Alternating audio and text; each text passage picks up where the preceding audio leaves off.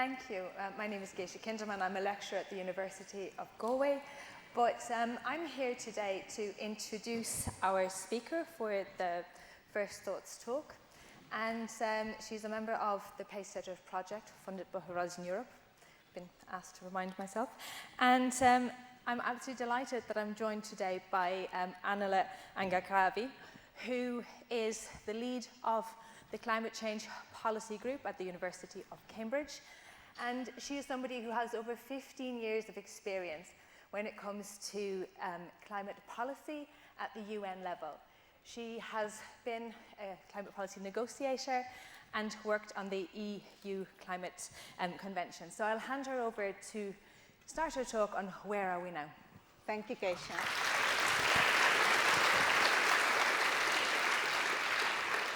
And I'm very, very pleased to be here because usually, researchers don't get invited to talk at arts festivals, particularly climate change researchers, people who work on either climate impacts or policies. So it's a pleasure to be here. And I will be taking to you a very personal journey. It's not about Pacesetters project, but Pacesetters project brought me here. It's my own experiences that I'd like to share with you. And I mix it with a little science. And here we go. Here I am. It's early August 2021. I'm on board of a 28-meter sailing vessel called Admiral Bellingshausen. You can't see me there, but believe me. I'm on board. And the next 3 weeks of my life is going to be very interesting, very beautiful, and very sad. It's East Greenland. And we were traveling along the coast of East Greenland. It's fjords, visited some villages. Not many people live there. It's a place of extraordinary beauty and stillness.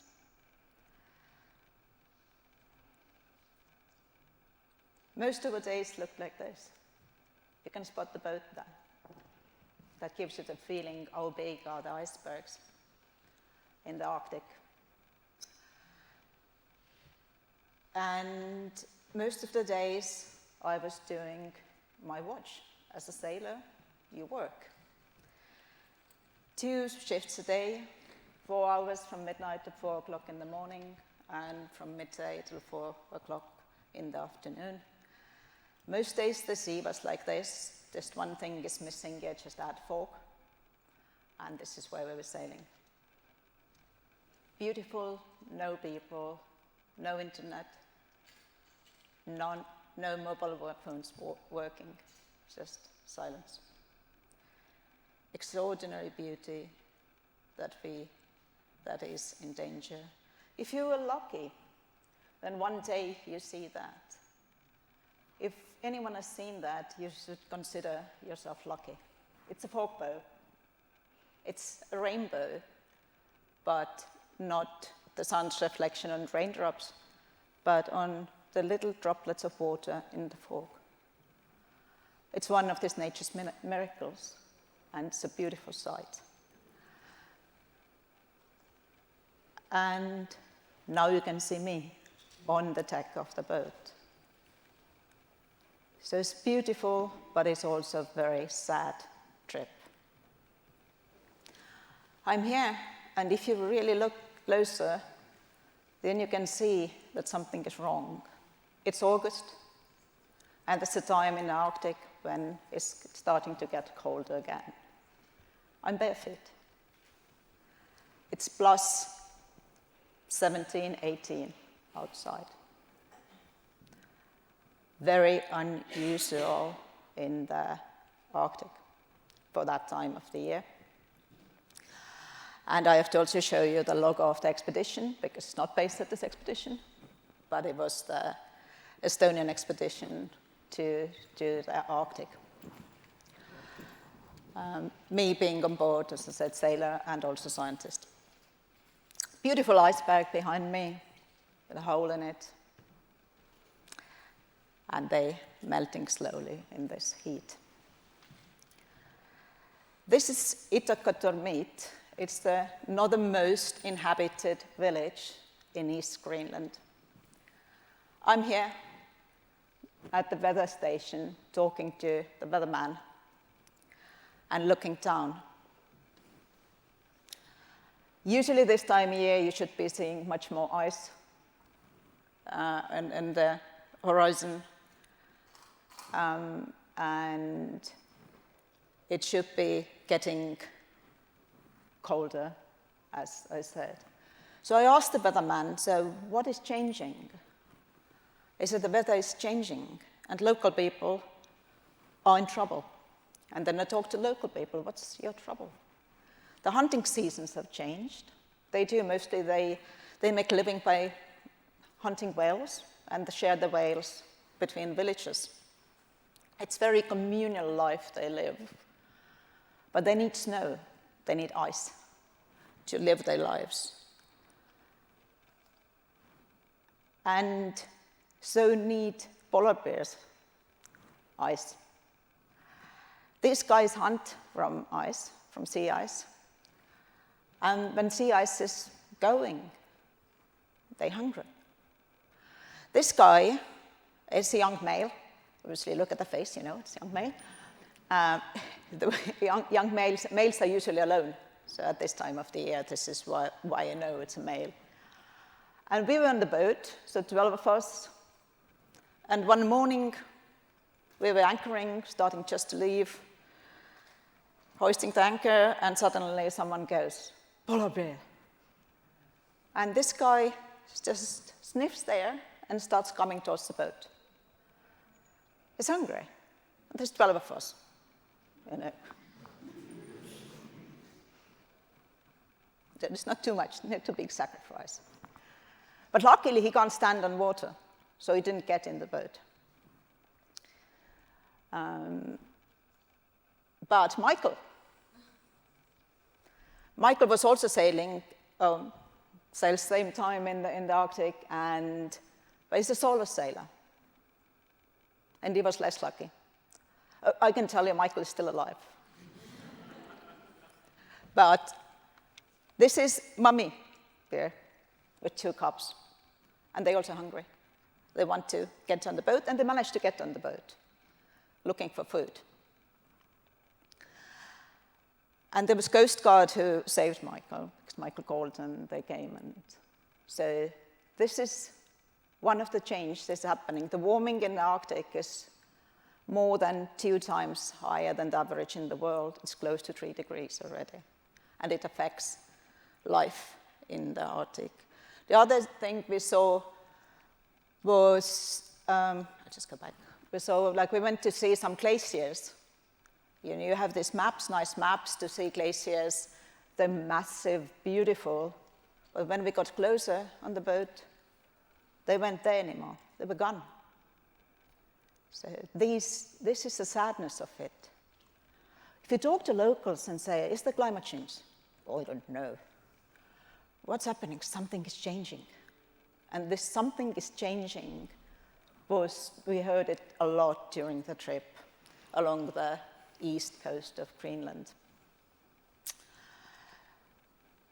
On the 14th of August, it was raining at a 2-kilometer altitude. There's not a single record of this thing in the human history that across Greenland's ice sheet there's been rain. Usually snow, no rain.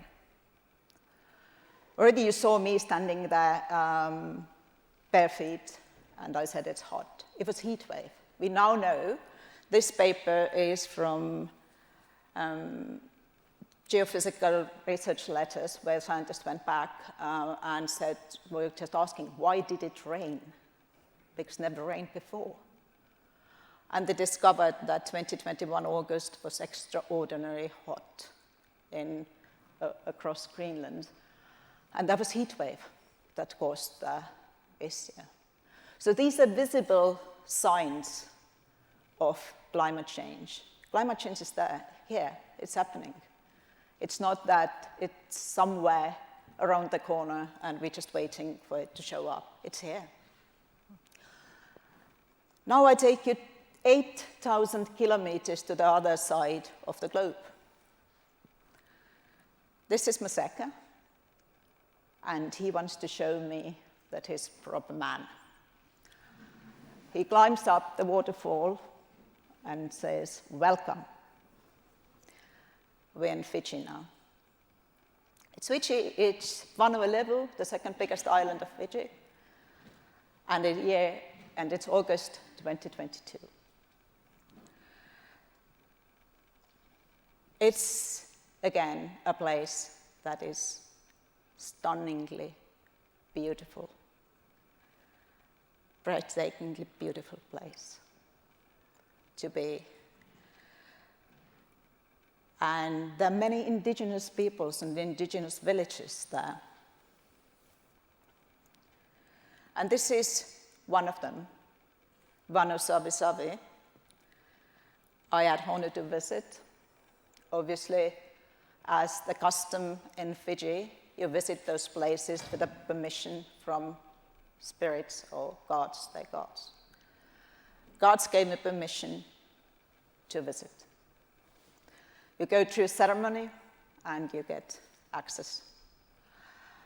Gods were so kind that they said I can come back anytime I like, without going through another ceremony. And people live here, the coastal lives, they do the everyday things, grow their crops, and just live extremely simple lives. This is traditional mat weaving, Iba. At that night, I was a daughter to this lady, honorary daughter, because you can pass the skills weaving reed mats only from one generation to another generation. In order to learn that, you have to be part of the family.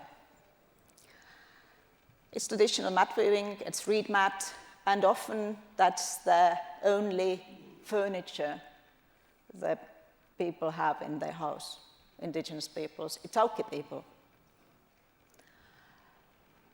So life goes on, and they also see the visible signs of climate change. If you look closely, what you can see here, there's some black soil. Due to climate change impact, the tides are much higher now, and which is in the middle of the ocean. And the water, tidal water, gets into the village and covers the soil. And because it's salty, the soil is ruined. Nothing grows there anymore. It's purely salt. The government has said, Fijian government, that they have to relocate. The village has to find another place to live, because if sea levels are getting higher, tides are getting higher, more soil will be damaged and more houses will collapse. You could also see there in one of the corners, it's not very visible here, but also are the ruins of the houses that were there once. But people can't move. It's a sacred place. This is the birthplace of an indigenous king. And gods have told the people that they have to guard the grave. They can't move. So what is happening? Why do we see this? Beautiful places being impacted, facing losses. It's climate change. Obviously, this is what we're talking about here today. It's a graph. You can all check it up, go online. It's Copernicus, EU satellite system that measures monthly temperatures. I don't have a pointer, but just to tell you that the highest point there is 1.78 degrees of warming, and that was December 2023. And what's very interesting, not interesting, but also a bit scary about this picture is that if you look at this light yellow area in this picture, then this is what science has been predicting, the warming. And if you look at this orange line, ups and downs, that is the actual what we see. Obviously, you measure climate change as 30-year moving average, so based on annual data. So it's not 1 month being hotter than 1.5 degrees that we, in our minds, have set the goal to ourselves to keep warming, limit warming to 1.5 degrees above the pre-industrial levels. So that is man-made warming, anthropogenic warming, what we're talking about. It's not natural.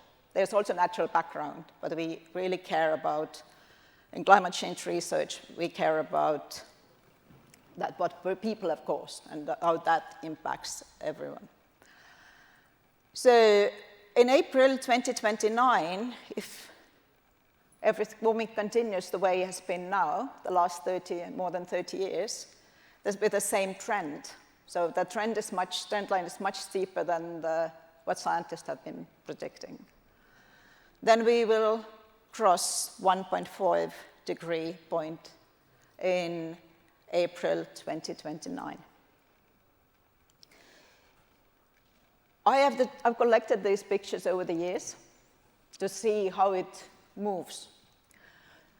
So within last year, if you took the same picture exactly a year ago, then the 1.5 point there, when we cross 1.5 degrees, and we've crossed, there's more warming than 1.5 degrees Celsius compared to pre-industrial level, was 4 years later, in 2023. Something is happening. Let's see, maybe there's just unusual spell of warm years, but certainly this picture tells you that there might be something we don't know, something happening we're not aware of. So just a recap for everyone about the villains there. So what is the thing that causes warming? Here's the picture here. It's CO2 molecule. What makes you to a greenhouse gas? So we're in the middle of molecules, even if we don't think we are. So, and we breathe them in and breathe them out. This kind of strange way to think that you have got these things inside you now. But you have to have 3 atoms to be a greenhouse gas, at least 3 or more. And why it's so important? Because if you have 3 atoms, you can capture heat and you can reflect it back. And that is what causes the warming. That has warmed the climate system, currently by 1.4 degrees of Celsius above the pre-industrial levels. And there are the greenhouse gases there. So that's the main core. It's the core of the problem, are those molecules. And you may ask that, but, they're bad, isn't it? Is there anything good about them? Absolutely. You only need 260 to 280 molecules per million, as we say, particles per million, to make life possible on this planet. Without this 360 to 80, the temperature, average temperature of this planet would be minus 18 degrees. Currently, it's plus 15, annual average temperature. We need greenhouse gases. We need them they need to trap heat, reflect it back, in order to make life possible, in order to allow us to live the way we live and have the nature we love. If we put too many of those in the atmosphere, then obviously there's more heat in the system, and that's what has caused the warming. Warming itself, 1 degree, not much. But think of yourself, your body. So if your body temperature is 36.5 degrees at the moment, and it goes 1 up, it's not a great feeling, isn't it? So climate system is as complex system as our bodies. And if you increase the temperature, the patterns in the system start changing. There are more extreme weather events. So there are stronger storms, more frequent storms, there are floods, there are heat waves, because the system is changing. And it's okay. If you add more and more of those, don't want to say it, but it might just be that soon it's very quiet on this planet. The planet doesn't care. It's not the first time. Not the first extinction in the planet's history. But we care as humans. We care about our lives. The lives we know, we care. And this is why we want to tackle climate change, the problem itself.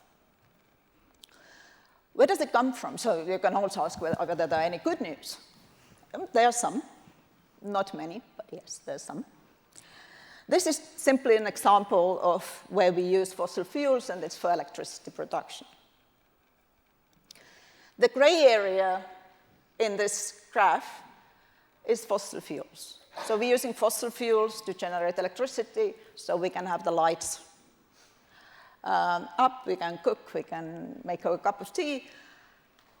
And we still use quite a lot fossil fuels to generate electricity.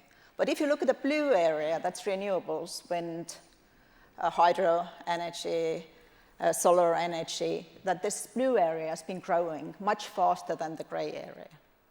So we do something right, but it's still not enough to stabilize the temperature increase. So what we don't want to do is put more of those greenhouse molecules into the atmosphere that can trap more heat.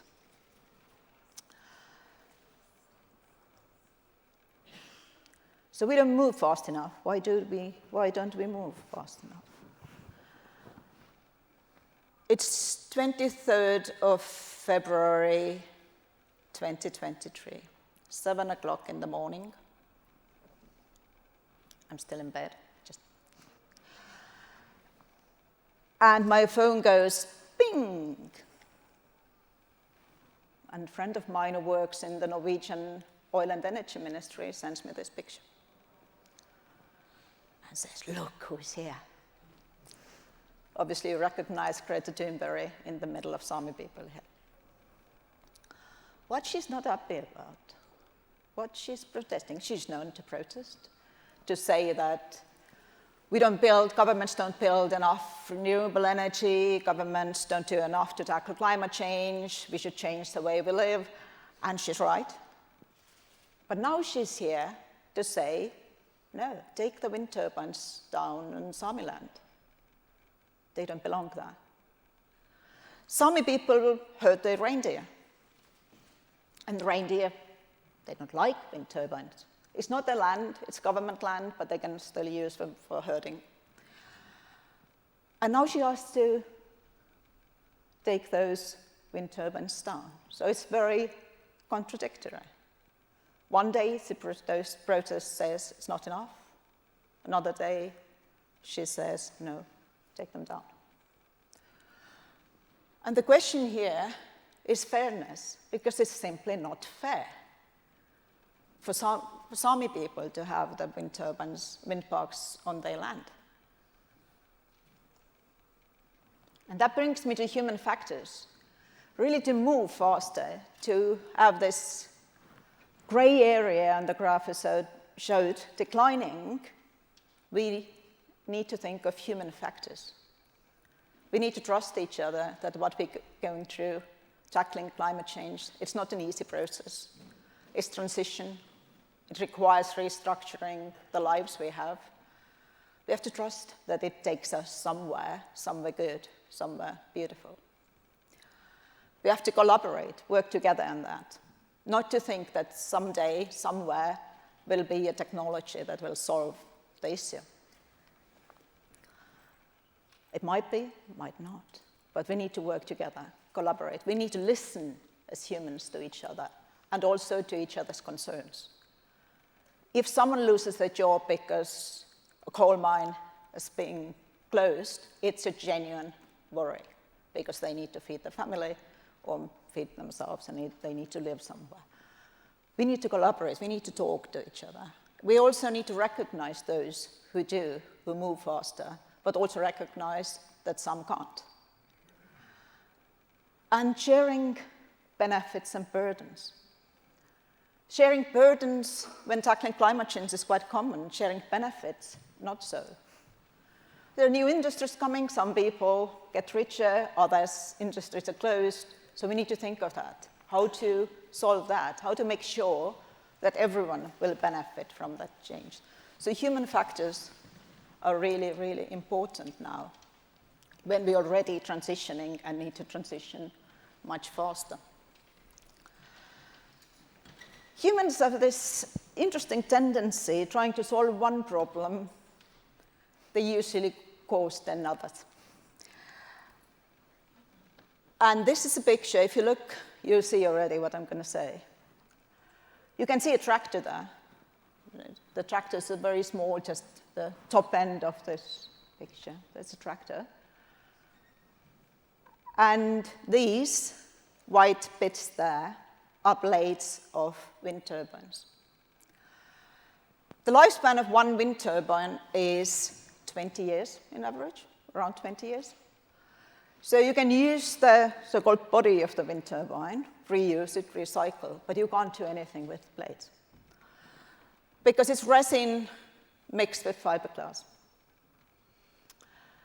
And those glass fibers, you can't separate them from the resin. There's no technology yet. There are companies working, including my university in Cambridge. They're working on those technologies, and hopefully they have.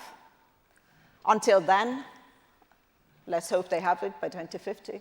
Until then, 43 million tons of wind turbine blades will be in landfill. Something to think about. We need to also solve these problems. We could also talk about using so-called critical minerals for renewable technologies, and how to make sure that these are mined fairly, and how to make sure that once, for example, batteries of electric cars are not needed, they are properly recycled and don't cause further problems. So we need this big picture to think, really, how we're going to move.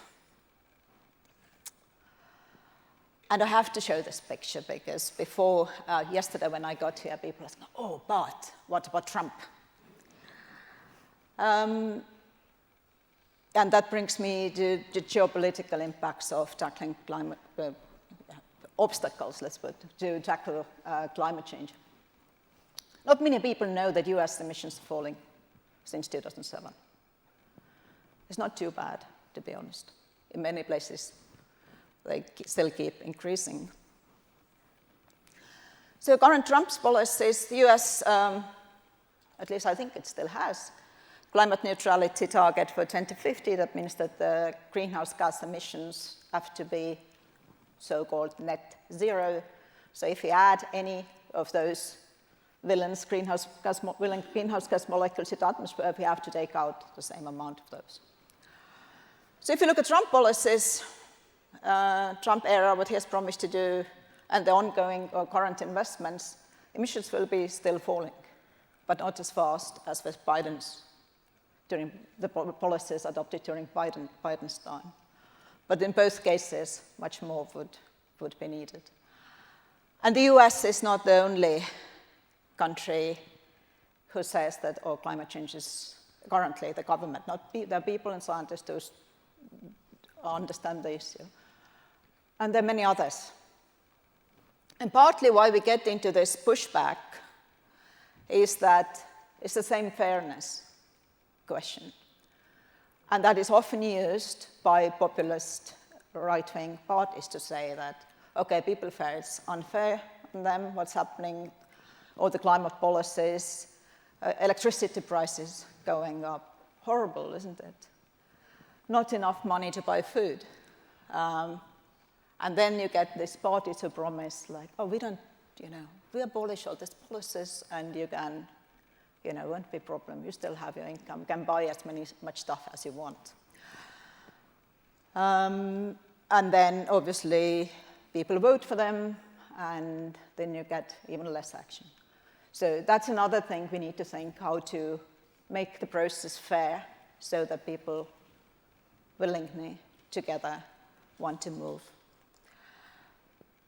It's my office in Cambridge. Nothing fancy there, maybe the ceiling needs some fixing. It's actually the view from my little office to the main office where researchers work. These are people working on climate change, atmospheric chemistry. And if you look really carefully, you see something here. If you look at the ceiling, you can see the lights on. It's daytime. Climate change is caused by burning fossil fuels, and part of that is burned to get electricity. Why do we have lights on during daytime, where there's a lot of light also coming in through windows? And believe me, this room has big windows. It's not small. It seems that it's someone else's problem, not ours, isn't it? I've tried, to switch on the light and to switch it off. It's exactly the same move, so it's not very difficult. And I keep moving around in the center, switching off lights, and I get these looks. What are we talking about? Whose problem is that? It's ours, isn't it? Everyone's problem. It's not just someone, somewhere has to do something. And that takes me to the next question, so to asking where we're heading. So how do we get from there, from the place we are now, to the place we want to be? So how do we do things together that help us to reduce the greenhouse gases we put into the atmosphere? In other words, where are we heading? And when we discuss that now, then one thing we need to accept, and it can be very tough, is that climate change is happening. You saw it from my slides, the stories from Greenland and from Fiji.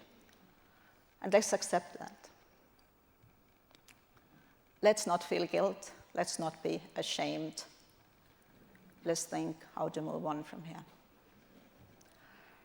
And I'd like to ask someone to come and join me and Geisha here. Oh, Joe. Brilliant. Thank you. So let's discuss. And let's also discuss how the artistic and creative communities can help us to envision the future, the future without the climate problem. What's at stake? And if we get there from showing death, melting icebergs, suffering polar bears, once we can imagine the future, I think we can move to that future.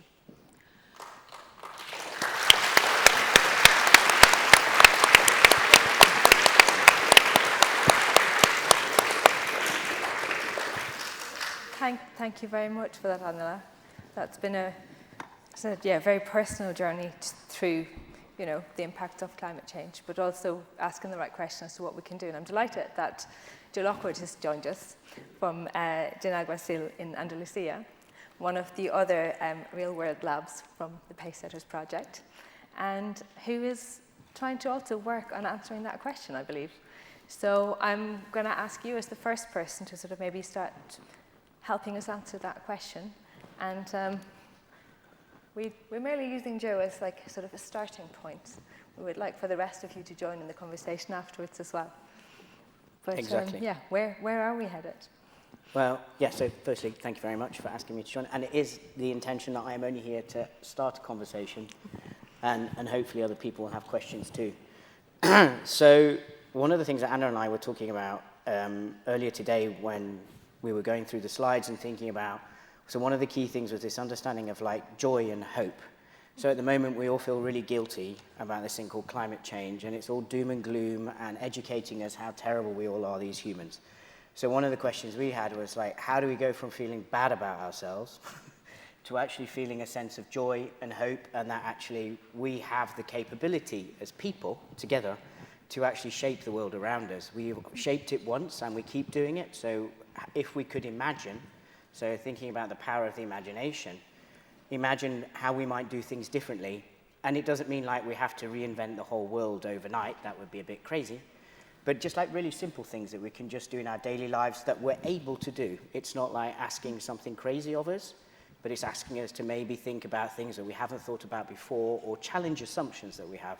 So maybe that's a place where we can begin. It's like seeing that as something that can be hopeful, and that's something that can bring us together rather than divide us into kind of camps of eco-warriors against populists or whatever way we want to go. So then are there examples that you can already tell us about, maybe from your own experience, where you've seen it being effective, where we can see maybe what we might want to imagine, or where we have seen impacts from action, collaborative action? If you, just an example, as you're asking, if you think of the same wind turbines I seem to like and hate at the same time, then the most successful projects, renewable energy projects, have been community projects. When communities own the wind farms, they often even don't pay for electricity because there's no need, and they sell the rest. And the example I have there is example from Germany, where they have community wind farms. You get this currently because there's many wind farms installed across Europe, and you get this groups of people going around and talking about this chemicals sound that kills you if you are close to a wind turbine. And there's a lot of pushback happening because people are scared, and the people who scare them go around, and if you look whether there's any science behind it, there's almost nothing. So there's no evidence that this is the chemicals. Yeah, there are some harmful chemicals used, but once the blades are ready and a turbine is installed, these are only traces. This is a very, very small amount, but big story is made around it. And that makes the communities and villages not to want them near them. But no one really asked the question, but if it was yours, what would you still be against it? And often what we see, or not often yet, but in some cases we see that then the attitude changes completely. Then people start looking, is that true? Is there stories that, those people who walk around and against any climate action, that are these true? So that's an example. You asked for an example, but there are obviously more. Yeah. But I would have a question to a question. Please. So here we are in Pacesetters. Imagine we're in Pacesetters, and there are 2 real-world laboratories represented who provide spaces where actually we can figure out those questions together. Yeah. So I think it's about maybe, yes, it's really good to orientate around other examples, but it's also good to imagine what we could do together. So how do we move from kind of understanding something that's all a bit scary and overwhelming to understanding how we can act within it? And I think the whole point about community is really important. So how does it connect to place? How does it connect to community? So it's not something that's like an alien spaceship from outside that's going to solve all our problems or take us to live on Mars. But it's really about understanding what we can do in our communities. And I think that's really as well important in terms of the role of arts and culture. So when there was the opening yesterday, John was talking about the role of joy and how actually by, entering this space of our imaginations, of entering this space of tapping into our creative capability to help us kind of ask questions of ourselves, how we can take simple steps forward, but we try and find a way to do it collectively. So then where do we start? Where do we start that process? We could ask somebody in the audience if they have an idea. Amazing, excellent. And Let's whether do they can that. describe us the world where Exactly, if there's anybody's the climate any- Not that we're problem. just like Sorry. really scare everybody. Yeah. No, I was going to say, I can already see The a door's hand up over closed, there. it was- Perfect. Thank you. Hello, thank you very much, Professor, for the talk. It was very moving. I suppose on the topic of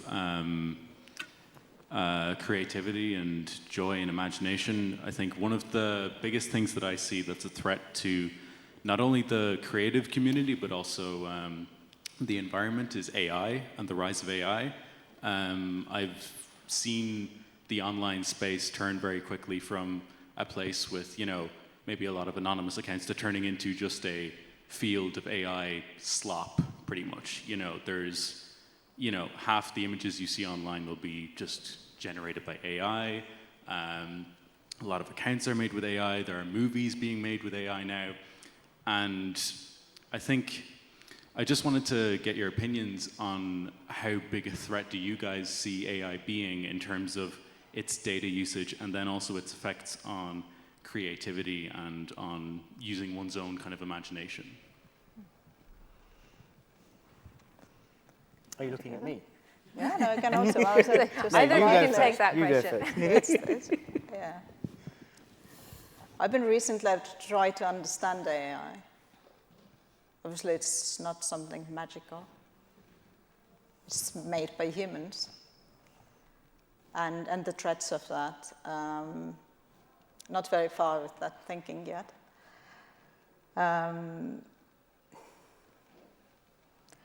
think AI, and when we move from the stage, from the broad AI, we are now to general AI. That's the AI that can think,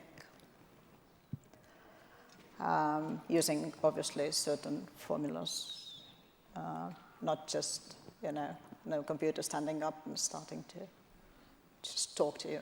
But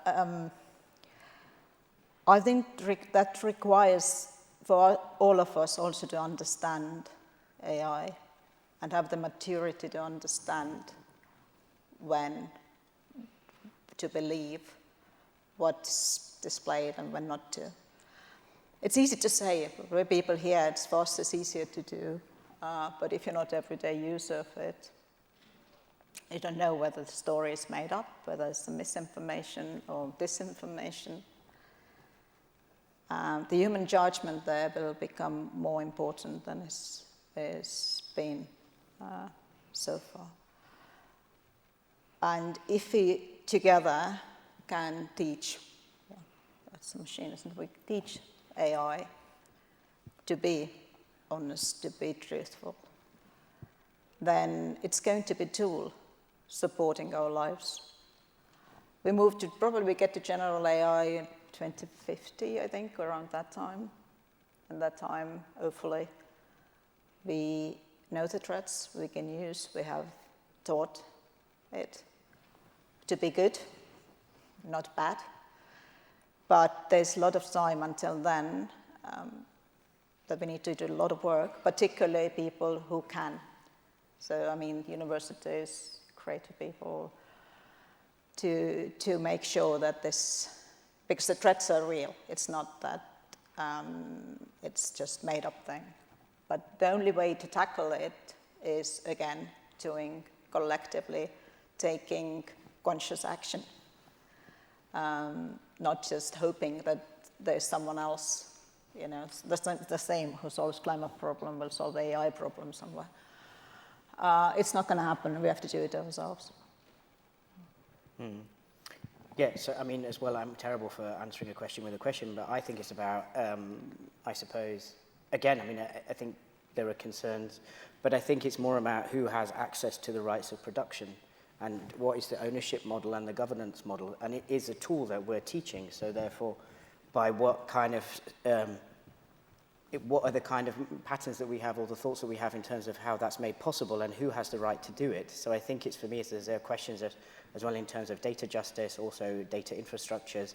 I know there's people in the audience who know more about AI than I do because I am also a novice in this space and trying to understand it. But I think for me it's the same whether it was a cotton mill, 400 years ago, or whether it's AI is a different kind of machine now. How do we understand ownership and access? Oh, and one more thing, you have to think of the data centers and the electricity demand.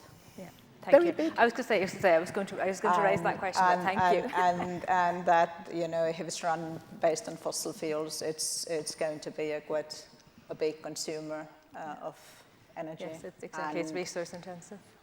Yeah, and in terms of if this energy comes from fossil fuels and we add this villain molecules more into air and causing more the villain climate bots. change. Does anybody else? I see more questions. Sorry, I can see more questions in the audience. Perfect. Yep. No, if you have the mic, perfect. That's great. Thank you very much for a very interesting conversation. There's 2 points if I could make. One is, and I greatly respect this because I would be involved in it somewhat, but I'm very concerned with the complacency with regard to the problem that we have, because it is imminent in terms of tipping points, and I think a lot of scientists would already claim that some of the tipping points have already passed, and when the tipping point passed, we can't recover as such depending on the tipping point. But I think the conversation seems to be going on for 30 years, but we've never got the action, which I agree with your point there. And that action has got to come from the ground up, and it's not. It's just not. I think one of the big things that we need to do is have a break from capitalism, because we're addicted to materialism. We're just addicted, and our generations coming behind us are addicted to it, because we just believe we can have what we want when we want it, whatever that may be. Sacrifice is not a word in our agenda anymore. We're about, I'm not supposed to have that because it's not good for the planet. And I think when I'm just recently back from the States, so I was smiling at your Trump and Biden campaign, because this is not discussed in America at all. But I was fascinated in coming home to see RTE, which I pay my TV license. I can't get away from the ads. I can't get free from them that's saying you should be doing this. And there's one last week of a girl, 8 years old, on her tricycle, and she was wheeling along, and the parents were behind her, and the ad was about savings plans. And I was going, where is this going? And the girl, next shot, is on her own, and I'm going, where's her parents? The next shot, she's outside the bicycle window, and she's being told that you too can have that bike if you just get the money to be able to go and buy it. We've become, now don't get me wrong, the bike would be a good thing to buy rather than a car, but we just, this is on us. It's on each of us as individuals, it's on each of us as communities. Of course the politicians have tried, and if I may say so, the Greens got wiped in the last election, but that's not working, because they're now compliant with capitalism. And I think just that aspect of it has to be recognized by us as citizens.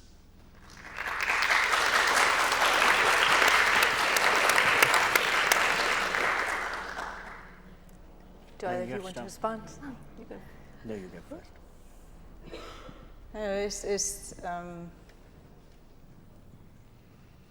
partly that, you know, it's the point, it's capitalism that has caused it. Certainly it is sort of the idea of consuming as much as you can consume and getting new things, new gadgets. But that again requires, you know, we're moving. That's the positive news, that we do move towards the right direction, but not fast enough. And perhaps, yes, you know, understanding that I have to give up something, and that's the same point I tried to make before, to act collectively, just think what we can do to give up something, some things even, and live differently, will support that journey. Yeah, no, so I mean, capitalism is a system of production. We can choose to agree with it or disagree with it, depending on our political leanings. I won't comment on my own.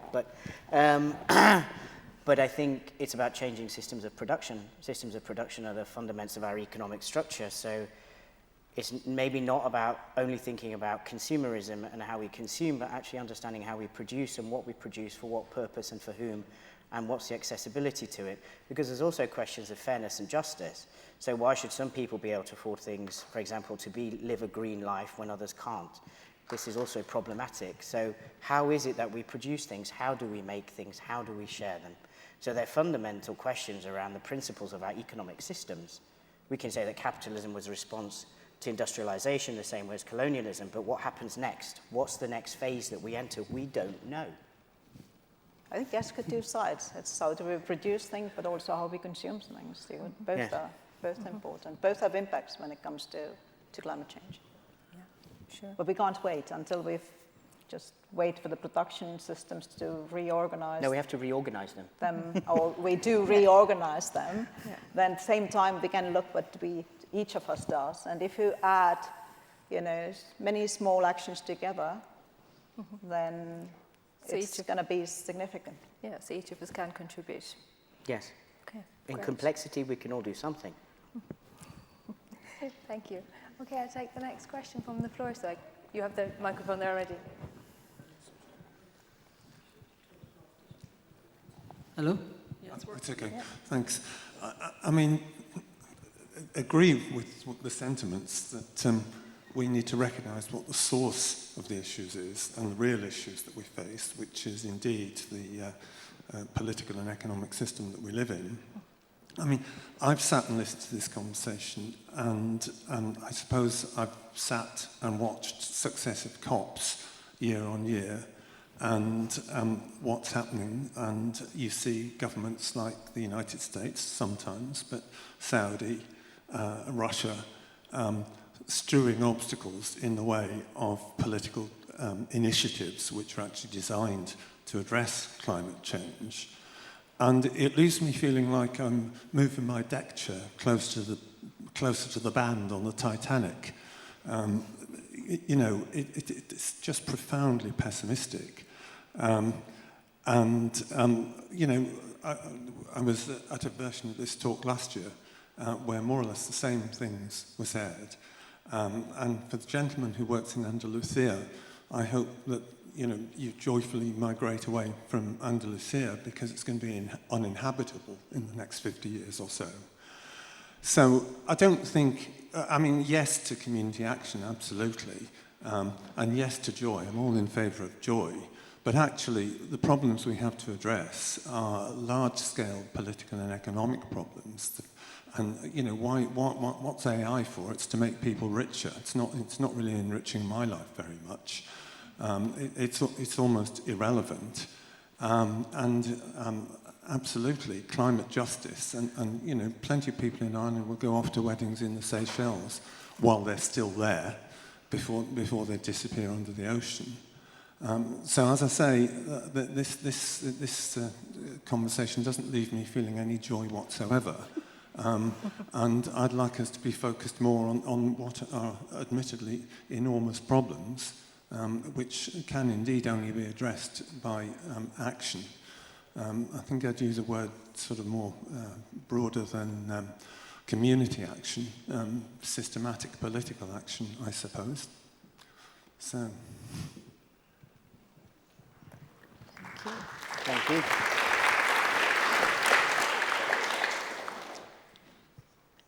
Do either of you want to respond to the need for political action or how our community action can maybe influence politics? Yeah, I was just about to say that all political action starts from people who vote.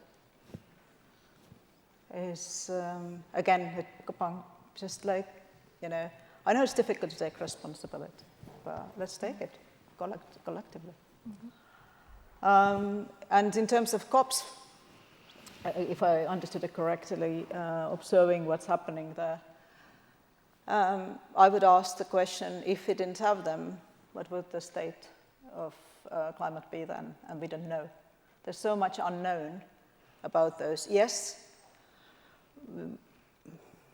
I've been to 15 to those meetings.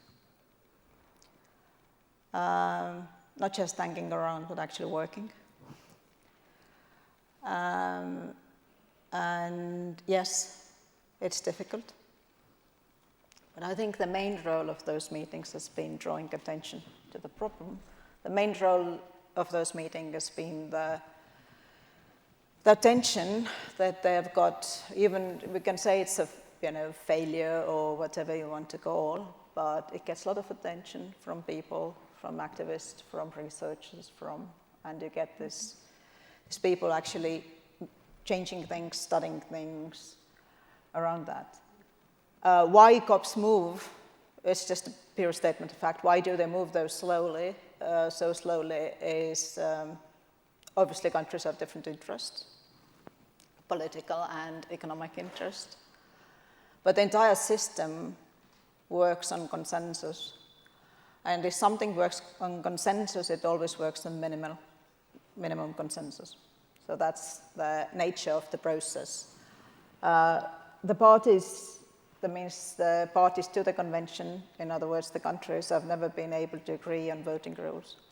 And that's why we're back to just working, or we have, the convention has, climate convention has draft rules of procedure, not rules of procedure.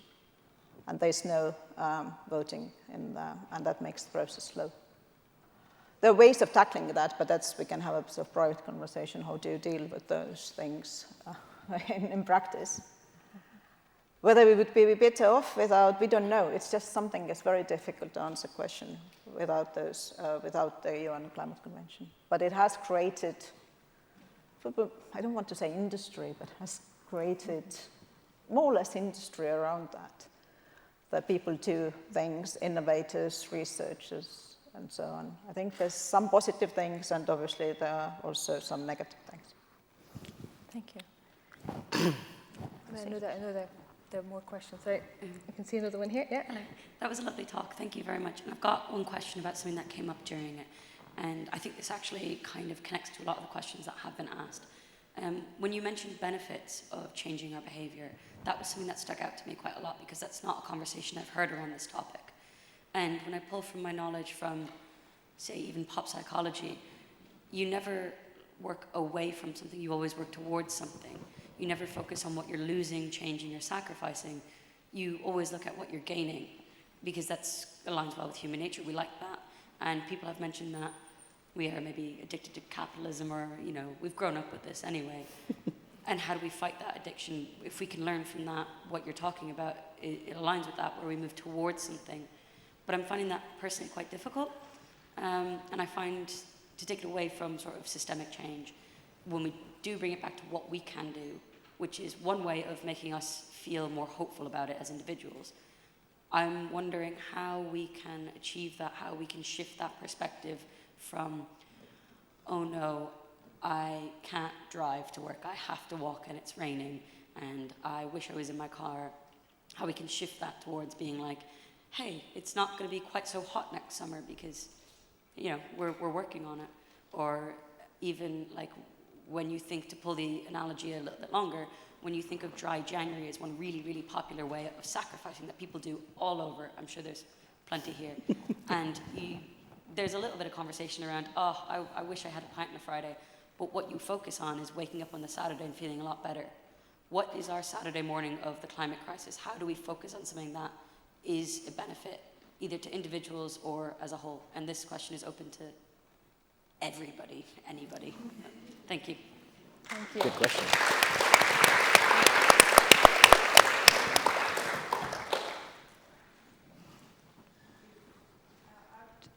To talk to the question that you asked in terms of what can be done, and I'd like to tell an experience which relates to what the last lady has spoken.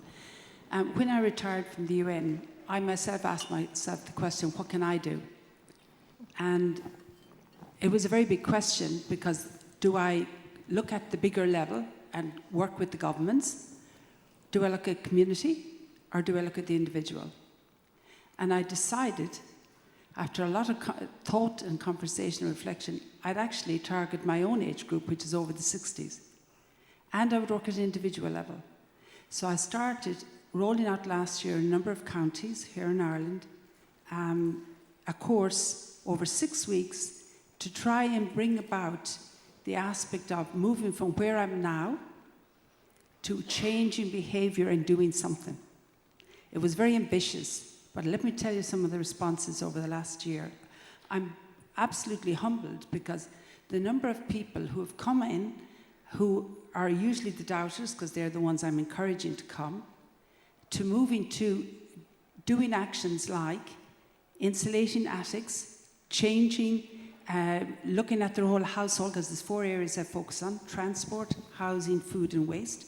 People buying EV cars, to looking at changing temperatures in their houses, changing how they're cooking, how they're reducing meat consumption to waste.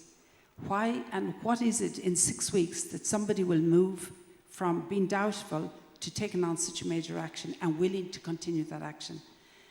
The answer I have found from the groups sharing it with me is that once they have understood what is the relationship between the individual action they do, like having the cup of tea or the shower, and climate change, once they understand that connection, then they understand how they're contributing and therefore how I can stop. And the journey starts with that. The second thing is all behavioural change. I have 2 sessions totally in behavioural change, so as to find out what's the barrier holding you back, and we go through all the barriers. And it's very interesting because the way I see it is that it is a combination of science and the head and the heart. Why will you do it? I do it for my grandchildren. I do it because I believe in it. If you don't have the passion of the head and the heart, when you get up in the morning, when the lady last spoke, you will go and you'll put on your kettle or you'll have the shower for 30 minutes. There has to be something deeper that changes. And I've seen over those 6 weeks that change that has come about. And back to the bigger aspect, we can only move to community level and an appreciation at government level when we are comfortable ourselves at what we do. We then can raise our voices. So I just want to share that experience that has happened in the last year. Thank you.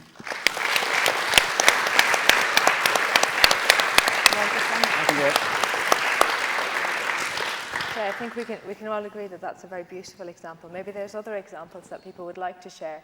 And I wholeheartedly agree with that approach of looking at the individual as well as the community level. Yes, I mean, I would just say as well, like, to go back to the geopolitical and geo-economic, we all know that exists, but actually it's grassroots movements who shape new things, whether it was the women's movement, the queer movement, the black movement, they were all grassroots initiatives that starts at a community level, that starts to put pressure on the top. And so I think absolutely it starts in the grassroots, it starts because people choose to resist and to change things. Yeah. Oh, brilliant. Perfect. I'm going to share a story as well. So I gave a workshop in a school in Mullingar to 11-year-olds in primary school, and they were visibly anxious about climate, terrified.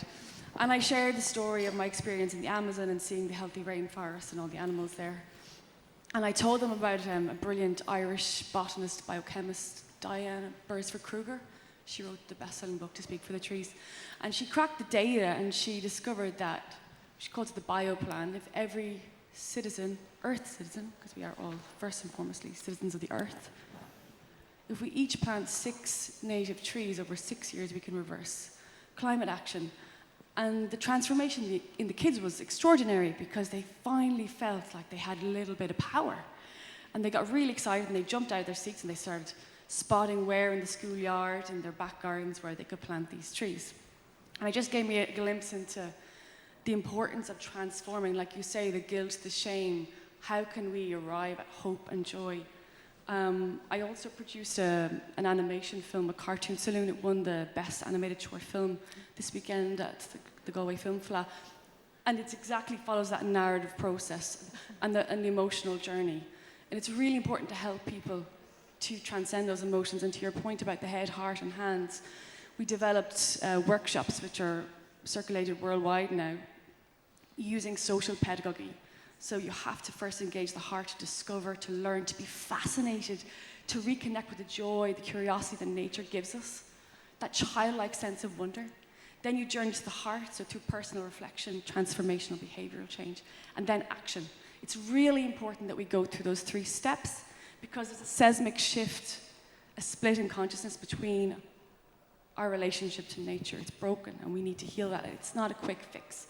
So those, I would really recommend using that model in all education.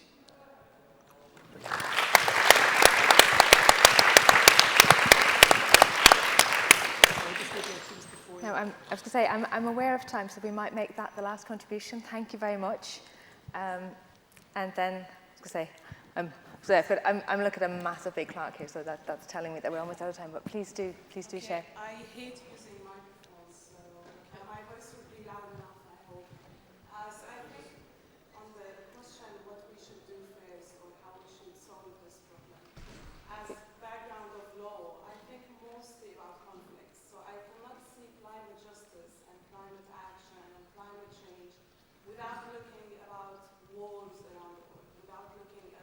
massive weapons that destroy not only the lives of people, but the planet we live on.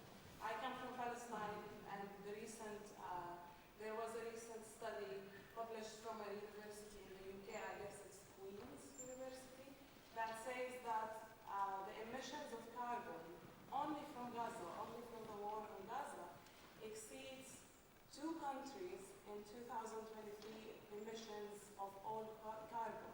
So just imagine this statistic into real life, and are we asking ourselves the real question? Are we putting enough pressures on our governments to stop supplying weapons, to stop the complicity in the genocide that's going on? And I'm not talking only about Gaza. If you look on a bigger picture, on any war, any conflict around the world, if you just look on a daily basis carbon emissions, it will exceed all of that we are talking about in any other aspect of life, and electricity usage, consuming, etc., etc.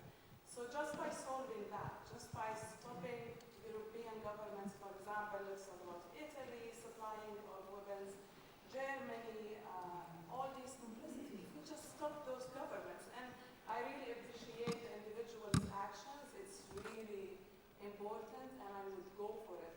But we cannot also dismiss the fact of the dynamic differences of power. So I cannot be in Europe and imagine that, oh, if we all recycle, it will be solved. No, you cannot ask someone in Palestine to just go and keep recycling while you're just supplying and bombing their homes. That's a power dynamic that has to be focused on and solved. And it's a climate justice issue. It's not a human rights issue. It's all merged together. And I study human rights. I see it fascinating how climate justice and climate change is an important part and role of human rights. So we cannot unsee it, or we cannot see it separately. And like I was discussing with my friend Osama, he worked on the carbon footprint for the art. I was discussing with my friend Osama because he worked on the carbon footprint for the art festival in Galway. Actually, he did a great job of the carbon footprint, and he was telling me a fact. It's a very interesting and scary fact, and maybe he could tell me better about it, because I would not say it the same way he did, but it's very fascinating. Okay, thank you, Ghadir. So we were working with Climate Action here to analyze the carbon footprint of the Galway Art Festival. And the figure we had, eventually, I just calculated the numbers, and then I figured out that the emissions that are produced because of the war in Gaza on a daily basis, that is 1.5 as much as emissions are being produced by the festival on the course of 3 weeks. So I think talking about individual contribution, if we stand just for the right cause and support that, that is an indirect contribution to saving the planet and saving lives, because it's not just about the environmental impact, it's also about the people that are living there and their lives and saving them as well. So the whole point is saving the planet and saving people and our lives. So by saving those lives, also we're saving the planet. Thanks. Thank you so much.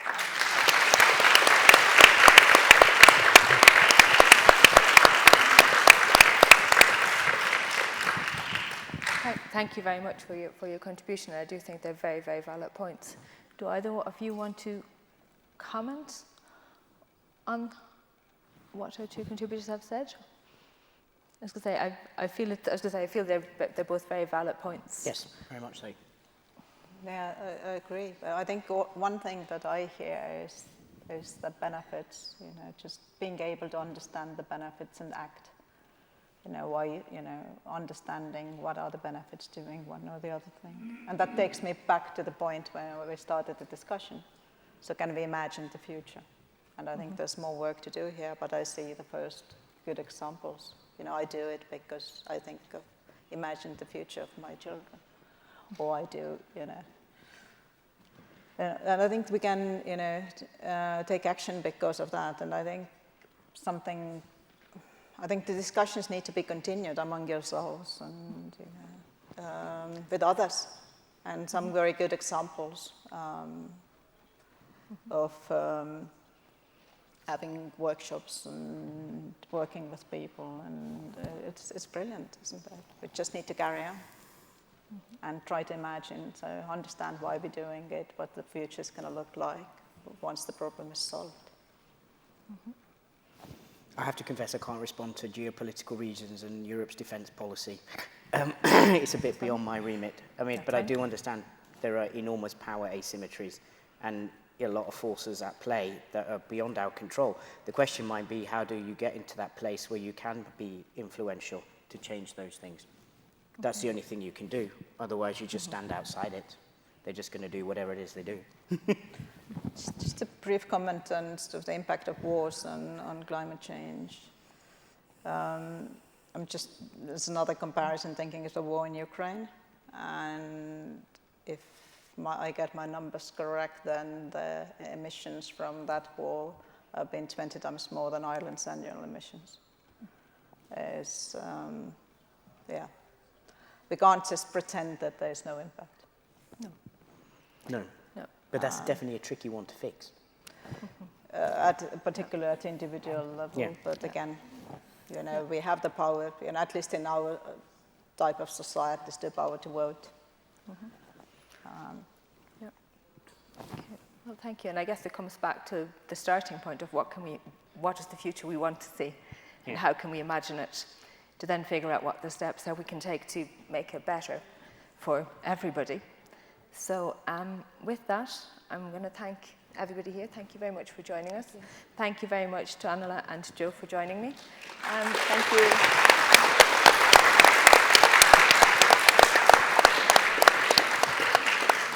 And hopefully you can take the session as a starting point for your first thoughts.